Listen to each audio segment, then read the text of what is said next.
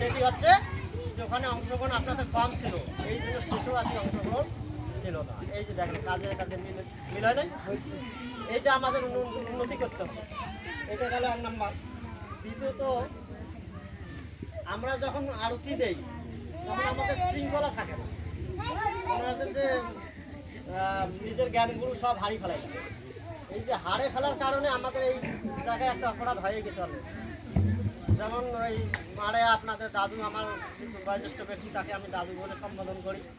ওনার হাতে যখন আমি বিগ্রহ দিয়েছিলাম, বিগ্রহ ওই যে হাতে ওয়েট বেশি, আর উনি তো এখন বয়স্ক লোক, তো সেই সুবাদে উনি আস্তে আস্তে হয়তো হাঁটছিলেন, এখন পিছন থেকে কে যেন ধাক্কা দিচ্ছে, তারপর হাতের ধাক্কায় সে বিগ্রহ মনে করেন যে মাটিতে পড়ে গেছে। এই যে একটা মহা অপরাধ, এটা ছোটোখাটো অপরাধ নয়। জাগ্রত প্রতিমা আমরা প্রতিষ্ঠা করে নিয়ে আসলাম, সেই জায়গায় পড়ে গেল, এটা আপনাদের সকলের ব্যর্থতা। ব্যর্থতা এই কারণে আমরা ওই জায়গায় সুশৃঙ্খল ছিলাম না, আরে তাড়াহুড়া। আর অত লোক ওটার দরকার কি? 4 পাক কেউ দিবেন, বাইর হবে না, আর বাকিটা পরে দেবো। 4 পাকের বেশি দেওয়ার 1 পাকও দেওয়ার এইরকম সুশৃঙ্খলা মানে একটা অভাব ছিল।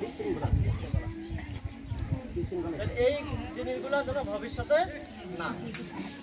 আর সর্বোপরি যারা আমাকে বিশেষভাবে সহযোগিতা করছেন, যেমন মারা আমার দাদু, উনি আমাকে সার্বক্ষণিক খোঁজখবর রাখছেন, তার জন্য আমি কৃতজ্ঞতা প্রকাশ করতেছি।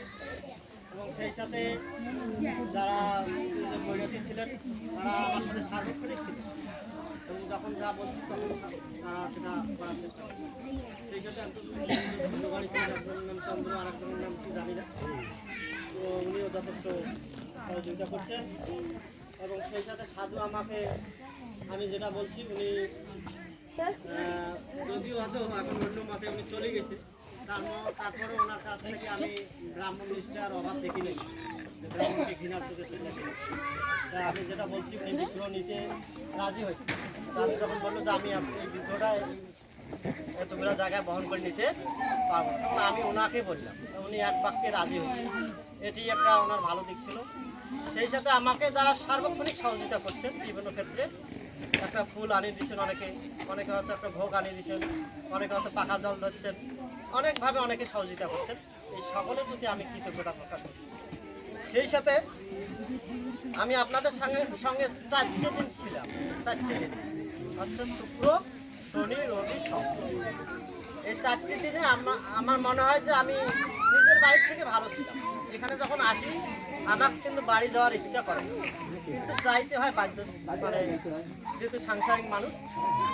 এই জায়গায় আমি সবসময় যারা আমার সঙ্গে ছিল, আমি বরঞ্চ বলছিলাম, নগেন্দা আছে যে বৃন্দাবন ছাড়িয়ে যাওয়া যাবে না, এটা আমাকেও যাওয়ার ইচ্ছা।